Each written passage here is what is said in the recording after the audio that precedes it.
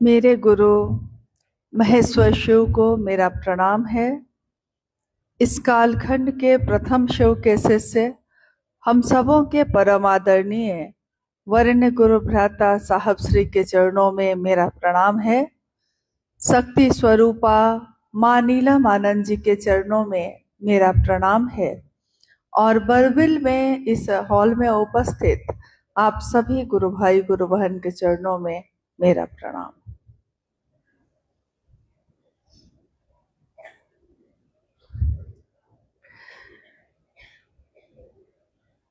मेरे गुरु महेश्वर शिव की असीम दया से आज बरबिल में इस स्थान पे हम आप सब एक दूसरे से मिल रहे हैं। अपने गुरु के कार्य को और विस्तार दे सकें, इस निमित्त बातचीत भी करने की चेष्टा है। महादेव की पूजा सदियों से होती आई है, ये कोई नई बात नहीं है। और अगर इस धरती पे रहने वालों को ये बताना पड़े कि कोई महादेव की पूजा करे, तो इससे बड़ा दुर्भाग्य और कुछ नहीं हो सकता। इसलिए हमको आपको ये समझना होगा कि महादेव की पूजा के लिए हजारों साल से विधि विधान है, कर्मकांड है। उनके दान दाता स्वरूप से जुड़ाव करने के लिए भी बहुत सारी विधाएं हैं, बहुत सारे कर्मकांड हैं। शिव पे जल चढ़ाना, शिव की पूजा करना, शिव पे फल फूल चढ़ाना, ये सभी कर्मकांड हमेशा से होते आए हैं। परंतु शिव के ज्ञान दाता स्वरूप से जुड़ाव लोगों में बहुत कम हुआ। इसके कारण अनजाने हैं, न जाने क्यों हुआ ऐसा। इस कालखंड में, यानी जिस युग में हम और आप रहते हैं, इस कालखंड में शिव के शिष्य साहब श्री हरिनानंद जी का जन्म हुआ। और साहब श्री ने, जिनका जन्म 31 अक्टूबर सन 1948 को बिहार के सिवान जिले में एक गांव है अमलोरी, उस गांव में उनका जन्म होता है। जिस दिन जन्म हुआ उस दिन दीपावली मनाई गई। दीपावली थी, संध्या में दीप जले, दुनिया रोशन हुई। कोई नहीं जानता था कि ये बालक जिसका जन्म हुआ है, आने वाले समय में कुछ वर्षों के बाद इनके द्वारा दुनिया को क्या दिया जाएगा। उनके माता पिता, उन्होंने उनका नाम रखा हरिंद्रानंद। साहब हरिनानंद जी का जीवन अनमिल आखर की तरह है, जिसमें कुछ भी एक दूसरे से मिलता हुआ नहीं है। कभी बहुत उतार है, कभी बहुत चढ़ाव है, कभी झंझावात है, कभी फूलों की बारिश है। तो इस तरह का जीवन उन्होंने इस धरती पे जिया है, जिसमें एक जैसा जीवन कभी नहीं रहा। अपने बचपन से ही, अपने बाल्यावस्था से लेकर युवावस्था तक में उनके जीवन में बहुत सारी घटनाएं हुई। उन घटनाओं में शायद आपने कुछ घटनाओं को सुना होगा। उनके जीवन पे आधारित पुस्तक है अनमिल आखर, जिसमें जीवन की कुछ महत्वपूर्ण घटनाओं को लिखा गया है। हालांकि हर व्यक्ति ने उसको नहीं पढ़ा है, इसलिए 13 वर्षों के बाद हम लोग बरबिल में फिर से मिल रहे हैं। तो मुझको लगता है कि आप में कुछ पुराने भी गुरु भाई गुरु बहन होंगे और कुछ नए लोग भी होंगे। कुछ लोगों ने साहब का सशरीर दर्शन किया होगा, कुछ लोगों ने नहीं किया होगा। मन से मिल रहे होंगे, मन से ही मिलते हैं हम किसी से भी। तो मन से मिलने की ये विधा कैसी है जो हमको किसी अपने से मिलाती है।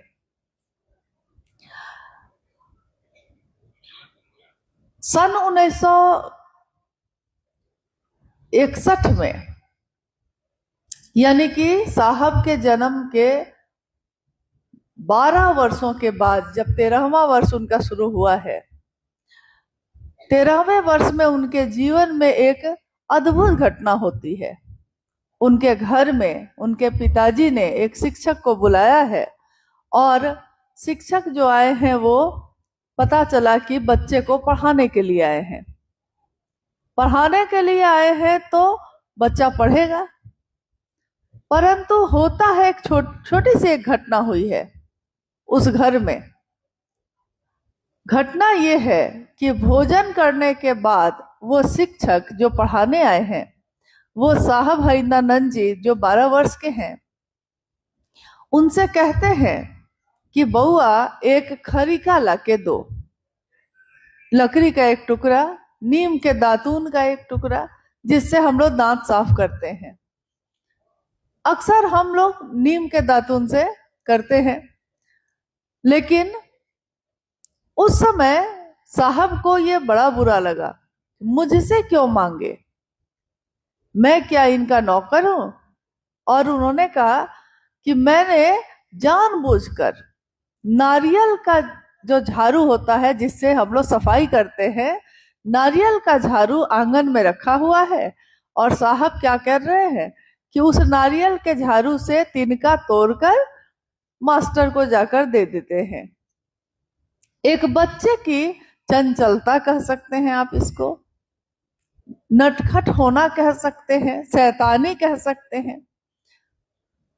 तो जब वो शिक्षक को देते हैं तो शिक्षक देखते हैं खरीका, वो समझ जाते हैं कि ये तो नीम के दातून का नहीं है, नीम का खरीका नहीं है, ये क्या है, नारियल के झाड़ू का है, क्योंकि समझ में तो आ ही गया।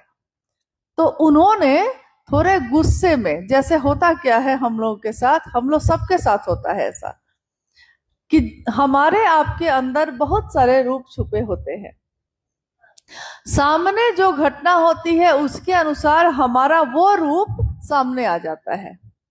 जैसे बच्चा प्यारा है, बच्चा प्यारा है, खेल रहा है, हंस रहा है, तो मेरे अंदर की माँ का रूप सामने आ रहा है, माँ उसको दुलार कर रही है, प्यार कर रही है।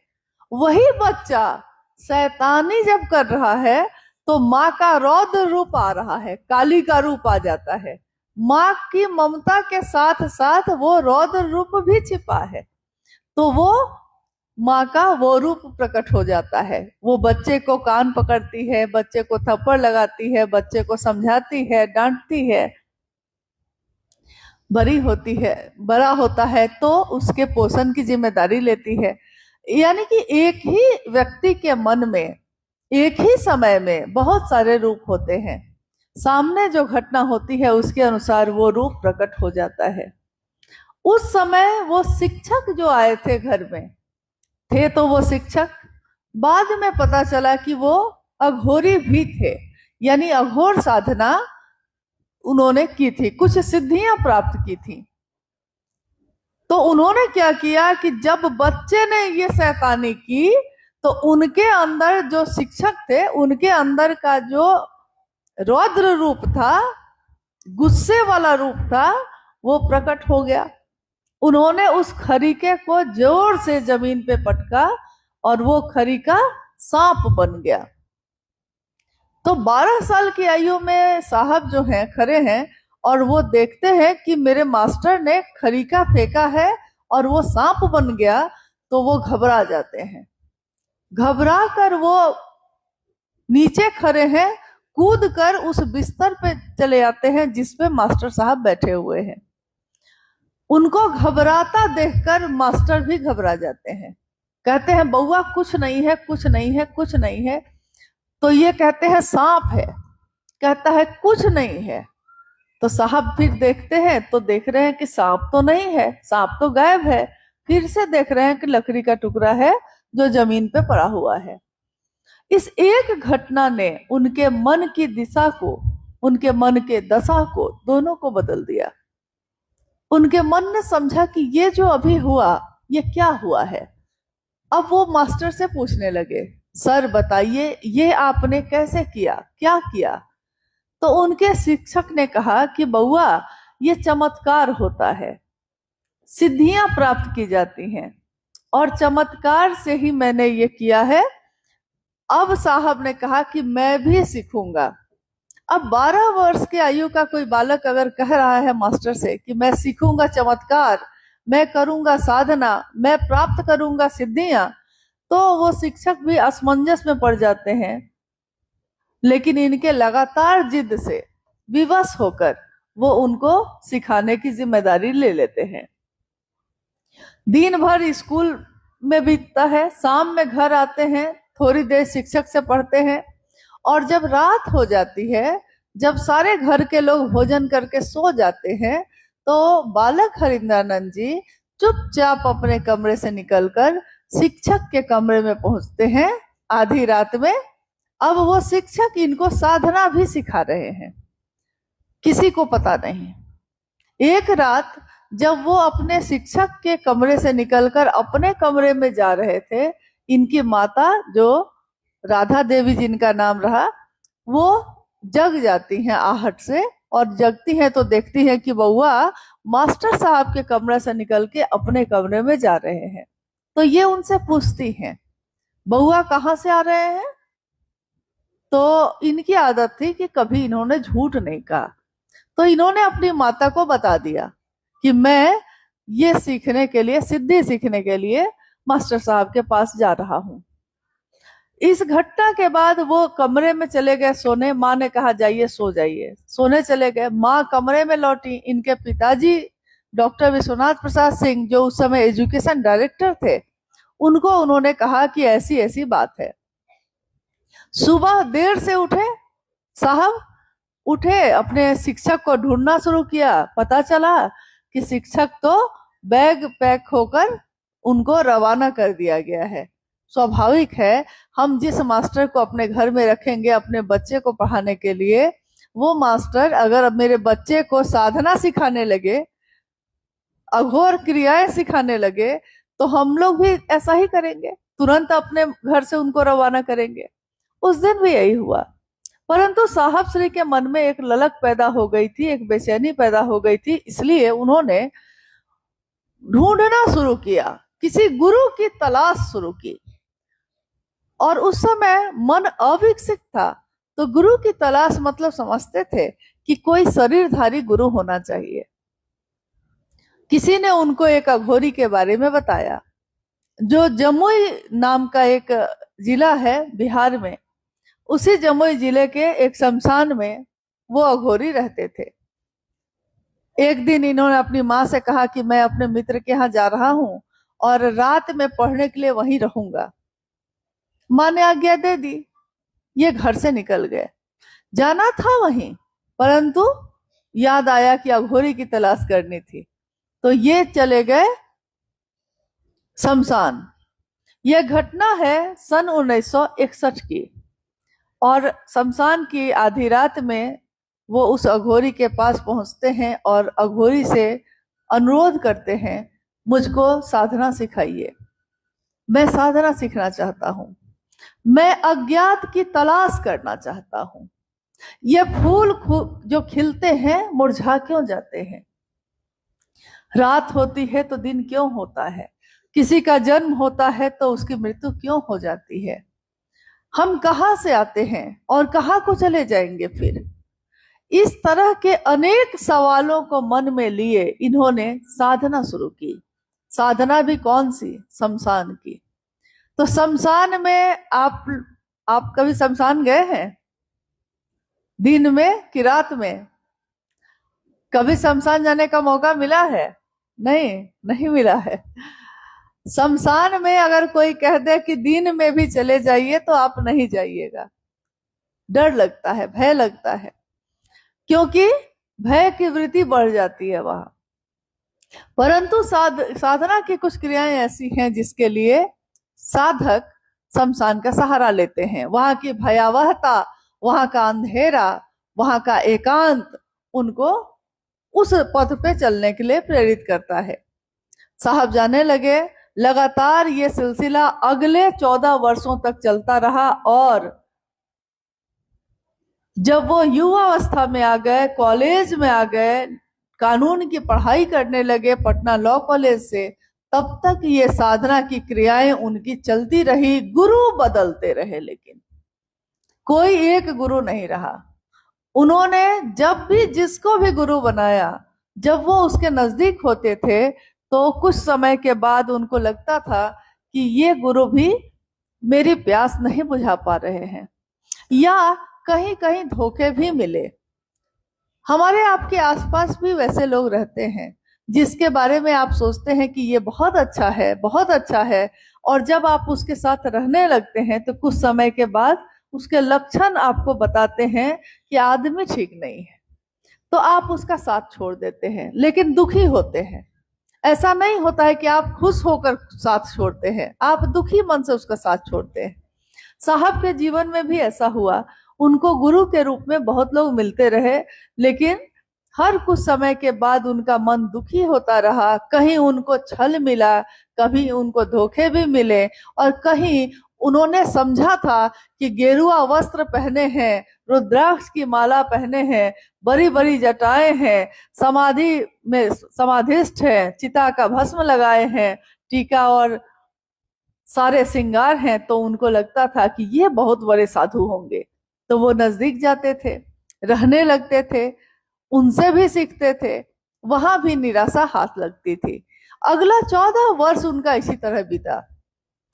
सन 1972 का वो समय आया जब उनके पिता, पलामू जिला एक है झारखंड में अब है, पलामू जिला के डाल्टनगंज शहर में उनके पिता की पोस्टिंग हुई, तबादला हुआ। एजुकेशन डायरेक्टर थे, तबादला हुआ। साहब उस समय पटना में लॉ कॉलेज में लॉ पढ़ रहे थे, कानून की पढ़ाई कर रहे थे। अपने पिता से मिलने वो डाल्टनगंज गए और वहां उनके पिता से मिलने वहीं के एक स्थानीय, एक राज परिवार के मऊआर साहब, मऊआर जगदीश्वरजीत सिंह आते हैं, जो उनके पिता से मिलने आए हैं, परंतु वो इनके पुत्र को देखकर चाहते हैं कि उनकी पुत्री का विवाह इनसे हो जाए। अक्सर हम लोग देखते हैं कि अगर हम साधना के पथ पे चलते हैं तो हमको लगता है कि गृहस्थ आश्रम मेरा बाधक बनेगा। जैसा बहुत जगह आपने सुना होगा कि जब कोई सत्य की खोज में निकलता है, जब कोई साधना की खोज में निकलता है, जब कोई ईश्वर की खोज में निकलता है, तो वो अपने पत्नी बच्चों को भी छोड़ के निकल जाता है, वो अपने परिवार को छोड़ के भी निकल जाता है। जैसे जब बुद्ध सत्य की खोज में निकले तो उन्होंने यशोधरा और अपने बच्चे को छोड़ दिया, वो घर से सीधे निकल गए। महावीर अपने घर से निकल गए, महल से निकल गए। ऐसी कितनी घटनाएं हुई हैं। ये अलौकिक घटना इस तरह है कि इस जीवन में साहब श्री ने अपने घर को नहीं छोड़ा है, ना उन्होंने अपने माता पिता की सेवा छोड़ी है, ना उन्होंने अपनी पढ़ाई छोड़ी, ना उन्होंने अपने भाई बहनों का प्यार छोड़ा है। मतलब सबके साथ रहते हुए आपने देखा है कभी कि अगर किसी बाल्टी में पानी भर दीजिए लबालब और उसमें तेल की एक बूंद रख दीजिए, उस पूरे पानी में वो तेल की एक बूंद रहती है पानी के साथ ही, पानी के बीच ही, लेकिन उसका अलग ही अस्तित्व रहता है, वो उसमें मिलती नहीं है। साथ रहते हुए भी तेल पानी में मिलता है, वो ऊपर तैर रहा है, मिलता नहीं है। वैसा ही जीवन रहा साहब का। सारे लोगों के साथ रहे, वो सबके बीच रहे, लेकिन उसमें अलग एक खोज उनकी चलती रही। तो उन्होंने अगले कुछ समय के बाद जब उनके विवाह की बात चली तो उन्होंने सहर्ष स्वीकृति दी और उन्होंने कहा भी कितनी बार कि मैं नहीं समझता कि गृहस्थ आश्रम, गृहस्थ या गृहस्थी आपकी साधना के पथ पे कभी भी बाधक नहीं होती। और अगर आपका जो भी आपका जीवन साथी मिलता है वो भी अगर इसी अभिरुचि का हो, तब तो आपको और मदद मिलती है, और ये उनके साथ भी हुआ।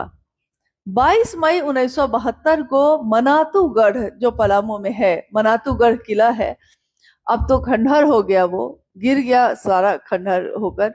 लेकिन कभी वो 7 आंगन का बहुत बड़ा किलानुमा घर था। उसी घर से माँ नीलमानंद जी के साथ साहब श्री का विवाह होता है 22 मई 1972 को। ये दीदी नीलमानंद जी कौन है? ये एक राज परिवार की बेटी है, दूसरे नंबर की, अपने 14 भाई बहनों में दूसरे नंबर पे, और 7 भाई 7 बहन, और बचपन से ही आध्यात्मिक अभिरुचि की है। तांत्रिकों से मिलना उनको अच्छा लगता है। पूरे तरफ, चारों तरफ जंगल से आच्छादित जगह पे वो रहती हैं, और जितने साधु संत तांत्रिक उनके घर से गुजरते हैं या आते हैं, उन सब से बचपन से ही मिलने का इनका अभ्यास है। शिव और भगवती की पूजा करती हैं। नाग उनके घर के कुल देवता है। देखिए क्या क्या दृश्य चल रहा है। और ठीक वैसा ही जब भी मैं इस बात को सोचती हूँ तो मुझको लगता है कि जैसा हम शिव और माँ पार्वती का देखते हैं जीवन, कि शिव कैलाश के वासी हैं, शिव कैलाश पे बैठे हैं, और माँ पार्वती महलों में रहती हैं, लेकिन वो शिव की अर्धांगिनी बनती हैं। और जब शिव की बनती हैं तो वो शिव के अनुसार रहने लगती हैं, अपने अस्तित्व को भूल जाती हैं। वैसा ही कुछ दृश्य देखने को मिल रहा है यहाँ भी। यहाँ भी होता है कि जब विवाह होता है और वो जानती हैं अपने पति से, साहब श्री से, ये जब उन सुनती हैं कि ये सत्य की खोज में है, ईश्वर की खोज में है, चमत्कारों की दुनिया में रहते हैं, सिद्धियों की प्राप्ति के लिए प्रयासरत हैं, शमशान और कब्रिस्तान की साधना कर रहे हैं, लाखों मंत्रों का जप कर चुके हैं, तो माँ नीलमानंद इस क्रिया में उनकी सहायता ही करती हैं। वो इसका विरोध नहीं करती। अक्सर इसका विरोध होता है, इन बातों का होता है, जैसा साहब के घर में होता था। उनके माता पिता हमेशा इनको कहते थे कि ये बर्बाद हो गया, महादेव महादेव करता है और इसको कुछ भी हासिल नहीं होगा। तो हमेशा उनके माता पिता और उनके आसपास के लोग यही कहते थे कि अब तो ये शमशान जाने लगा, अब तो ये अघोरी हो गया, अघोरी हो गया मतलब बर्बाद हो गया। महादेव महादेव कहता है, इसका अर्थ है कि अब जीवन में कुछ भी प्राप्त नहीं कर सकेगा। अक्सर हम लोग अपने बच्चों को डॉक्टर इंजीनियर बनाना चाहते हैं, बड़ा अफसर बनाना चाहते हैं, परंतु हम अपने बच्चे के लिए कभी भी इसकी कामना नहीं करते कि हाँ वो ईश्वर से मिले, या वो साधु बन जाए, या वो सत्य की पथ पे निकल जाए। अगर कोई निकलने लगता है तो सबको घबराहट होने लगती है, क्योंकि दुनिया के लोगों को इसका अभ्यास नहीं है। इसी तरह उनके जीवन में भी था। तो साहब हमेशा बताते थे कि मेरे पिताजी यानी साहब के पिताजी उनको कहते थे कि तू बर्बाद हो जाइबा। भोजपुर के रहने वाले थे, सिवान में जन्म था, भोजपुरी भाषा थी। तो साहब के पिताजी कहते थे कि महादेव महादेव करेला, तू बर्बाद हो जाइबा। साहब कहते थे अपने पिताजी को, उस समय कहते थे कि बाबूजी, बाबूजी कह के संबोधित करते थे, बाबूजी कोई नशा करके बर्बाद हो जाला, कोई लड़की के पीछे बर्बाद हो जाला, कोई जुआ खेल के बर्बाद हो जाला, कोई गलत संगत में रह के बर्बाद हो जाला। हम देखा तानी कि महादेव महादेव करके हम कितना बर्बाद होता नहीं। अद्भुत बात।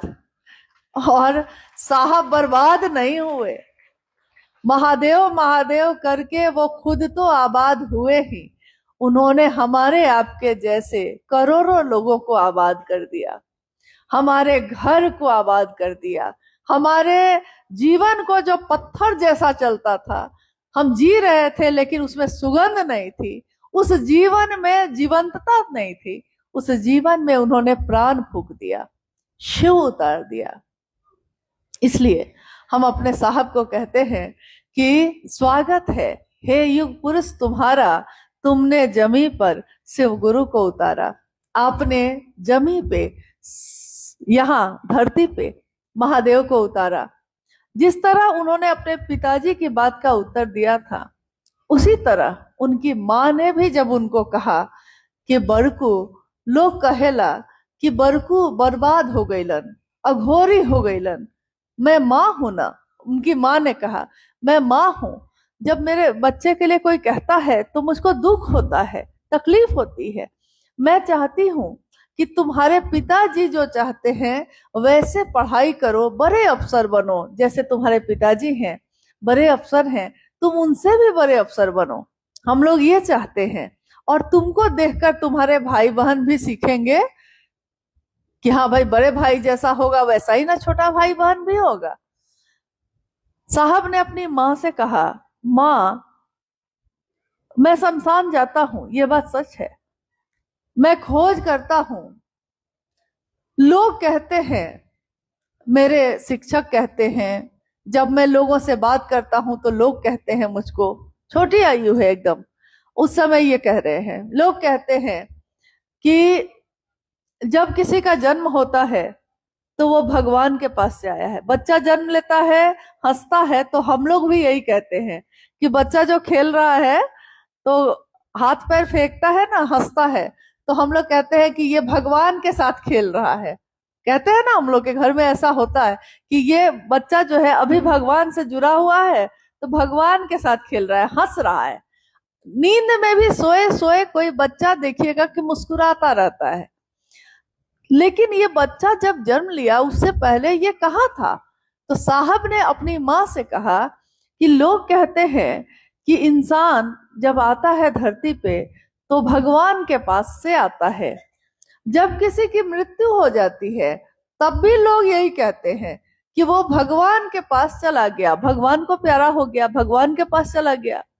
माँ, ये परमात्मा कहाँ रहता है? कैसा दिखता है? कौन है? कैसे उससे मिला जा सकता है? मैं चाहता हूं कि हमेशा इंसान भगवान के पास से आता है और भगवान के पास ही चला जाता है। मैं चाहता हूं कि भगवान इंसान के पास आए। मैं लाऊंगा मां, भगवान को इंसान के पास लाऊंगा। और ऐसा उन्होंने कर दिया। हम जितनी बार बोल रहे हैं 3 सूत्रों के बारे में, ये तीनों सूत्र वो तरीका है, वो विज्ञान है, वो एक ऐसी क्रिया है जो हमारे मन में शिव को उतारती है। शिव से मन ही मन दया मांगना, ये क्या समझ रहे हैं हम लोग कि हाँ ये एक सामान्य सी बात है कि हाँ आप कर रहे हैं तो हम भी कर लेते हैं, किसी को हम बताते हैं तो कहता है वो कि हाँ हम भी कर लेंगे। तो ये क्या इतनी साधारण सी बात है? और इसका परिणाम क्या है? हर काम का एक परिणाम होता है। तो ये तीनों सूत्र हमारे मन में शिव के लिए अस्थाई भाव लाते हैं, शिव से हमारा जुड़ाव करते हैं। उस समय बालक हरिंद्रानंद जी ने कहा अपनी माँ से कि भगवान को मैं लाऊंगा इंसान के पास। हमेशा इंसान ही क्यों जाएगा आएगा भगवान के पास, वो भगवान क्यों नहीं आएगा? और भगवान आए, महादेव आए हमारे जीवन में, हमारे मन में, हमारे प्राण में, हमारे जीवन के पल पल में। हम जी रहे हैं शिव के शिष्य होकर, तो हम कभी भी महादेव को भूल नहीं पाते। भले आप चर्चा में जाइए या ना जाइए, हो सकता है शिव चर्चा में कभी मौका नहीं भी मिलता होगा, नहीं जा पाए, कोई काम हो गया, कोई ऐसी समस्या हो गई, नहीं जा पाए। लेकिन याद करिए तो कि जब सुबह जगते हैं हम लोग, तो सुबह के जगने से लेकर रात के सोने तक, और बहुत बार तो नींद में भी आपको शिव याद आते हैं कि नहीं? क्या उनको याद करने के लिए हम लोग कोई साधना कर रहे हैं? महादेव को याद करने के लिए क्या हम लोग सुबह से रात तक मंत्र का जप कर रहे हैं? नहीं कर रहे। हमने थोड़ा ही किया है, लेकिन ये थोड़ा करना भी हमारे मन में शिव को इस तरह स्थायी कर गया है कि हम सुबह उठते हैं, चर्चा में अगर जाना है शाम में, सुबह से ही हमको याद रहती है कि शिव की बात के लिए जाना है, शिव चर्चा में जाना है, हमको सुबह से याद है। तो मन में क्या घूम रहा है? पहले तो मन में किसी की बात घूमती थी, पहले तो मन में किसी के द्वारा दी हुई पीड़ा घूमती थी, कभी किसी पड़ोस में क्या हो रहा है वो घूमता था, किसी के शादी में क्या हो गया, व्यापारी अगर कोई है तो सोचता है कि मेरे पड़ोस वाला दुकान बढ़ा दिया दाम, घटा दिया दाम, बहुत तरह की बातें। लेकिन इन सारे कामों को करते हुए भी आज हमारे जीवन में क्या परिवर्तन हुआ है कि हमारा मन महादेव को याद करता है। मन में महादेव की याद घूमती ही रहती है। भले हम नहीं भी जा पाए तो हम किसी से पूछते हैं कि आप गए थे, सब अच्छा हुआ, शिव चर्चा हुई, लोग जुड़े, शिव की व्याप्ति हुई, यानी परवाह पैदा हुई। जब प्रेम होगा तो परवाह होगी, परवाह होगी तो प्रेम नहीं भी हो सकता है। जिस तरह हम कभी हॉस्पिटल में अगर दाखिल होते हैं, बीमार हो गए, हॉस्पिटल में गए, तो डॉक्टर हमारी कितनी परवाह करता है, नर्स कितना परवाह करती है, समय पे दवा देती हैं, समय पे खिलाती हैं, समय पे शरीर की सफाई करती हैं, समय पे कपड़े पहनाएंगी, सारा काम समय पे आकर। इतना तो मेरे घर में कोई नहीं करता, कोई पूछता भी नहीं है। तो परवाह तो यहाँ बहुत है, लेकिन क्या इस परवाह में प्रेम है? इस परवाह में तो प्रेम नहीं है। लेकिन महादेव का नाम, जो ये एक विचार जो मेरे मन में आया है, ये विचार मेरे मन में शिव को अब ऐसा अंदर लेकर आ चुका है कि हम चाहे कुछ भी करते रहें, हमको याद रहता है कि महादेव है। महादेव, हे महादेव दया कर दीजिए। हमारे मुख से अनायास ये निकल जाता है जो पहले नहीं निकलता था। महादेव दया करिए। महादेव की दया होगी तब न होगा, महादेव की दया होगी तो जरूर होगा। और हमारी सोच नजारों को बदल देती है। हमारी सोच, हम क्या सोचते हैं, हम क्या बोलते हैं, हम अपने जीवन को कैसे जीते हैं। जब हम लोग उड़ीसा की यात्रा पे निकले थे, उसके 2 दिन पहले से वहां अभी सब कोई कहने लगे बहुत गर्मी होगी, बहुत गर्मी होगी। बात तो सही थी। गर्मी में हम अपनों को प्रेम करना नहीं भूलते, ठंडा में नहीं भूलते, बारिश में नहीं भूलते, केवल महादेव के लिए ही मौसम भारी हो जाता है। तो तब भी हम लोगों को चिंता हो रही थी, बहुत चिंता थी इस बात की कि मान लीजिए हम लोग तो फिर भी कमरे में रहेंगे, फिर हॉल में आएंगे, वहां एसी चलता रहेगा, लेकिन जो लोग शामिल होने आएंगे वो तो दूर दराज से आएंगे और पूरी गर्मी में आएंगे। देखिए, महादेव दया कर दीजिए कि सब, किसी को गर्मी ना लगे, मतलब ऐसा कुछ कर दीजिए कि किसी को गर्मी ना लगे, सब शांति से अच्छे से आए और सुरक्षित अपने घर को लौटे। क्योंकि अगर महादेव के लोगों को बुलाया है किसी ने, आप भी शिव के शिष्य हैं, मैं भी शिव के शिष्य हूँ, अगर शिव के शिष्यों को मैंने बुला लिया है तो उसको बुलाने का अधिकार तो मेरा नहीं है। शिव के शिष्यों को बुलाने का अधिकार तो शिव को है, मुझको कैसे है? और अगर मैं उनको कुछ दे ही नहीं पाऊं, 2 कदम भी महादेव के तरफ नहीं चला पाऊं, तो उनको बुलाने का अधिकार मुझको किसने दिया? मन में ये बातें चल रही थी और हम लोग निकलने वाले थे। महादेव की असीम दया, महादेव की दया ही दया है। जब 29 को सुबह हम लोग निकले रांची से और आसमान में बादल छा गए, रास्ते में रिमझिम बारिश होने लगी, आते आते यहाँ मौसम सुहाना हो गया, जो कि तपती धूप थी। इतनी गर्मी कभी नहीं पड़ रही थी जैसा लोग कह रहे थे। और हम लोग भी रांची में, रांची जैसी जगह पे जो ठंडी रहती है, वहां भी इतनी गर्मी। और महादेव की इस यात्रा में मौसम बदल गया। हम क्या समझते हैं कि हमारी सोच में बल नहीं है? हम जो सोचेंगे वैसा महादेव की दया से नहीं होगा। इंसान की सोच में बहुत बल है, अगर वो सोचेगा तब। आप सकारात्मक सोचिएगा तो सकारात्मक होगा, आप नकारात्मक सोचिएगा तो नकारात्मक होगा। परंतु नकारात्मकता में ताकत नहीं होती और सकारात्मकता में ताकत होती है। आप किसी के लिए गलत सोचिएगा तो कुछ समय के बाद आप उसमें गौर करिएगा कि दोनों चीजों में दोनों तरफ वार होता है। हम किसी के लिए जब गलत सोचते हैं, दुख सोचते हैं, किसी का अहित सोचते हैं, तो उसको जो मिलता है उसके साथ साथ हमको भी मिलता है। ऐसा नहीं है कि सिर्फ उसका दुख उसको मिल जाता है और हम सुखी रह जाते हैं। दूसरे को दुख देने वाले को भी दुख ही मिलता है। यह जीवन का समंदर है। इस जीवन के समंदर में हम जब दुनिया को देना चाहते हैं जो, वही हमको भी वापस मिलेगा। तो हम अगर दुनिया को दुख देना चाहते हैं किसी के लिए खराब सोचना चाहते हैं तो मेरे जीवन में भी ऐसा ही होगा। और अगर हम दुनिया को, लोगों को सुख देना चाहते हैं, महादेव की दया देना चाहते हैं, महादेव से उनका सानिध्य हो ये चाहते हैं, जीवन सुखमय हो, शिवमय हो, सब हंसते हो, सब सुखी हो, वसुधैव कुटुंबकम हो, अगर ये भावना हमारी ऐसी है तो जितना दूसरों को मिलता है उससे बहुत गुना ज्यादा आपको, हमको भी मिलता है। छोटी सी बात है, छोटा सा उदाहरण है कि किसी को हम रास्ते पे हम जा रहे हैं, एक बुजुर्ग, कोई वृद्ध रास्ते में खड़े हैं कि सड़क पार नहीं कर पा रहे हैं, और आप गए हैं, आपने देखा है तो आप समझ गए कि ये सड़क पार करना चाहते हैं, और गाड़ियां चल रही हैं तो ये डर रहे हैं। आप इतना ही भर तो करते हैं ना कि आप उसकी मदद करना चाहते हैं। थोड़ी सी बात है, छोटी सी बात है, मदद करने के लिए आप उसके हाथ को थामते हैं और सड़क पार कराकर उस पार पहुंचा देते हैं। फिर वो अपने रास्ते जाते हैं, आप अपने रास्ते जाते हैं। परंतु बताइए कि अगर किसी दिन आपने ऐसा किया है तो उस दिन पूरा दिन आपका मन कैसा है? आपका मन कितना आह्लादित है, कितना खुश है हम कि हमने किसी के लिए कुछ किया।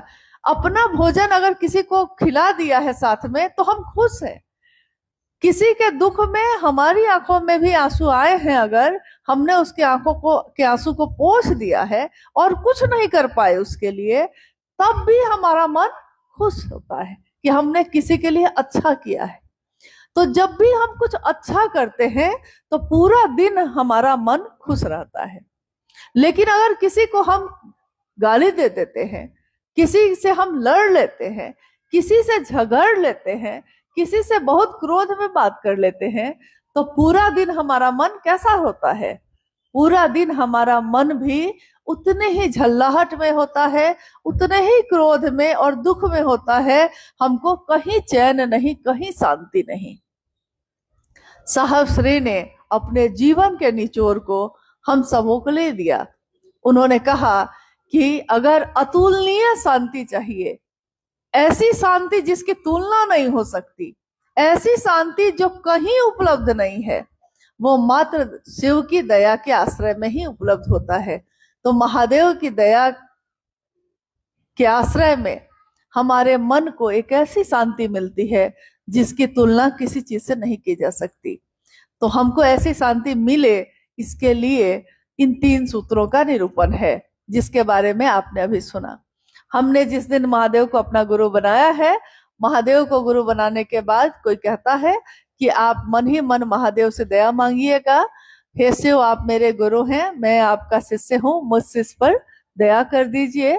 और आपको जितना मौका मिले महादेव की चर्चा दूसरों से करिएगा और महादेव की चर्चा सुनिएगा भी। चर्चा परिचर्चा में परिवर्तित हो जाए, कभी हम बोले, कभी आप सुनिए, कभी आप बोलते हैं, कभी हम सुने। हो सकता है हमसे कुछ आप सीख सकिए और हो सकता है आपसे कुछ हम सीख सकें। महादेव की दया, उनका ज्ञान इसी तरह उतरता है।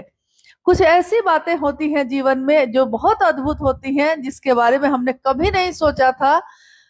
कभी कभी क्या होता है, महादेव की बात करने आप कहीं गए हैं और किसी ने आपसे कोई जिज्ञासा कर दी। जिज्ञासा ऐसी हुई है जिसका उत्तर आपने इससे पहले कभी नहीं सुना था, किसी किताब में नहीं पढ़ा था, किसी से सुना भी नहीं था, लेकिन उसके प्रश्न का उत्तर आप जो दे देते हैं उसी से वो संतुष्ट हो जाता है। ऐसा कभी आपके साथ हुआ है क्या? ऐसा हुआ है कभी? ऐसा होता है, हम सबके साथ होता है। जो महादेव का काम करता है उसके साथ होता है ऐसा, कि ऐसी बात का उत्तर देता है वो जिसका उत्तर वो खुद नहीं जानता था। तो उत्तर देने के बाद जब हम लोग लौटते हैं तो रास्ते में सोचने लगते हैं कि इसका उत्तर हमको कैसे आया, ये तो हमको आता ही नहीं था। महादेव की दया से जो बोलते हैं, जहां बोल देते हैं, तो वो उसी में संतुष्ट हो जाता है। न ये मेरा ज्ञान है, न ये किसी शास्त्र का ज्ञान है, ये ज्ञान जो सूक्ष्म है हमारे मन में उतरता है और किसी के भी जीवन में दया की अनुभूति हो जाती है। आज हम सब भी यहाँ इसीलिए बैठे हैं कि बहुत वर्षों से बरविल में महादेव का काम हो रहा है। गुरु का कार्य का अर्थ होता है गुरु की बात, शिव के गुरु स्वरूप की बात। स्वयं कितने ऐसे साधु संत या ऋषि महर्षि हुए, बड़े बड़े विद्वान हुए, जिन्होंने महादेव की आराधना और उपासना से बहुत सारे वरदान प्राप्त किए, बहुत चीजें प्राप्त की, परंतु जिसने ज्ञान नहीं प्राप्त किया उसने संभालने का हुनर नहीं सीखा। रावण के बारे में कहा जाता है कि रावण शिव के बहुत बड़े भक्त थे। आज भी रावण रचित शिव तांडव स्तोत्र हम और आप पढ़ते हैं, बहुत जगहों पे लोग पढ़ते हैं, बहुत सारी पूजा पद्धति में इसका प्रयोग होता है, आरती में इसका प्रयोग होता है, श्लोक को सुनते हैं लोग। तो बहुत बड़ा भक्त हुआ वो। और रावण के बारे में आता है कि उन्होंने सोने की लंका भी प्राप्त की, उन्होंने महादेव से बहुत वरदान प्राप्त किया, तीनों लोकों का अधिपति बना वो, परंतु उसने महादेव से क्या नहीं मांगा? शक्ति तो मांगी, पैसा तो मांगा, सोने की लंका तो मांगी, तीनों लोकों का अधिपति यानी ताकत शक्ति मांगी, मिला।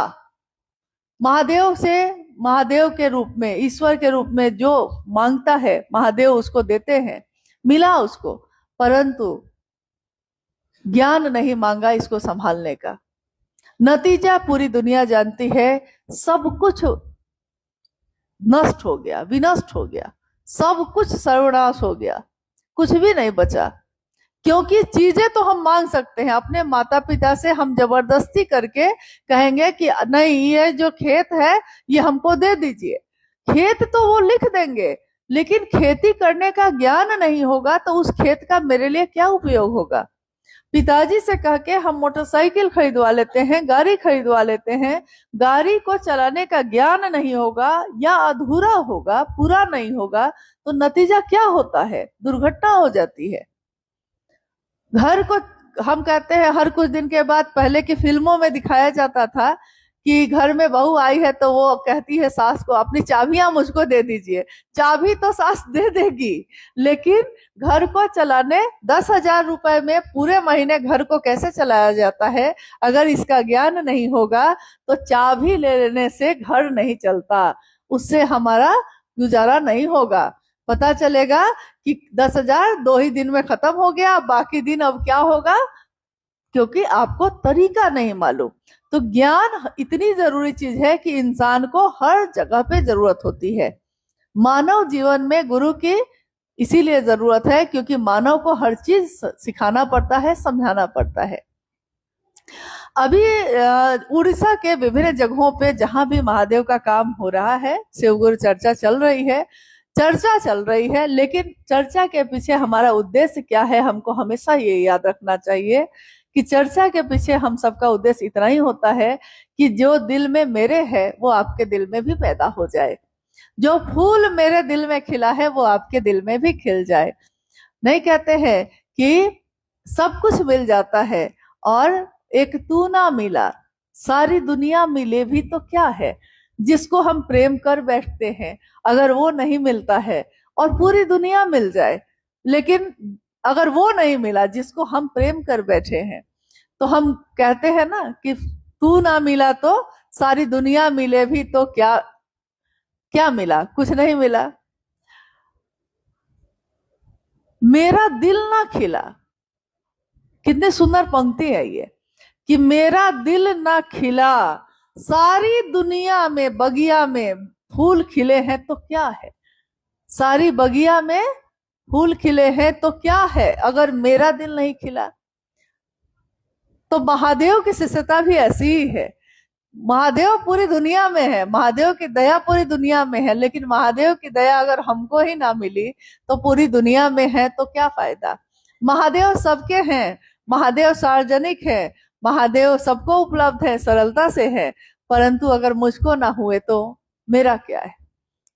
महादेव से जुड़ाव हो सके इसके लिए ये तीनों सूत्र हैं और ये तरीका है, बहुत ही सुंदर तरीका है, हमारे जीवन को शिवमय सुखमय कर सकता है, हमारे जीवन की पीड़ा से कष्ट से हमको मुक्त कर सकता है। तो आइए हम सभी उस शिव को जिनको हमने अपना गुरु बनाया है, हम उनके लिए अपना सर्वस्व दे सकें, जिस तरह हम अपनों के लिए देते हैं। कल रास्ते में चक्रधरपुर में जब कुछ लोगों से बात हो रही थी, उस समय भी हम लोगों ने ये बात कही कि अक्सर हम लोग देखते हैं कि कहीं कहीं से ये बातें आती रहती हैं कि अमुक जगह के लोगों ने अपना भगवान बदल लिया, अमुक जगह के लोग ने अपना धर्म बदल लिया। तो मैंने पूछा उन लोगों से कि क्या आपने कभी ये सुना है कि किसी ने अपना पति बदल लिया, किसी ने अपनी माँ को बदल लिया, किसी ने अपने पिता को बदल लिया? ये कभी सुना है? तो कहा कि नहीं। तो मैंने कहा कि जिस तरह हम अपनों को नहीं बदलते, जो है मेरा है और वही मेरे लिए सबसे अच्छा है, तो जो मेरा है वो मेरा है, उसी तरह हम अपने भगवान को भी नहीं बदलते, हम अपने गुरु को भी नहीं बदलते। मान लिया है तो मान लिया। साहब श्री ने शिव को गुरु 1974 में माना था, नवंबर के महीने में आरा के गांगी शमशान में। शिव को गुरु मान लिया तो मान लिया, फिर पूरी दुनिया एक तरफ थी और वो एक तरफ थे, उन्होंने नहीं छोड़ा इसको। नतीजा क्या हुआ? आज हम सबके दिल में वो धड़कते हैं, हमारे घर के पूजा घरों में उनकी तस्वीरें हैं। हम महादेव को प्रणाम करते हैं तो हमारे हाथ अनायास ही अपने आप ही उन साहब दीदी के लिए भी जुड़ जाते हैं, जिनके कारण शिव मेरे और आपके गुरु हो सके। क्या साहब ने कहा कि मुझको प्रणाम करना? क्या कभी दीदी ने कहा कि मेरी तस्वीर रख के पूजा करना? उन्होंने नहीं कहा कभी। परंतु जब हम महादेव की बात करते हैं तो हमको मेरा मन कृतज्ञ होता है उनके लिए जिनके कारण महादेव मेरे हुए हैं।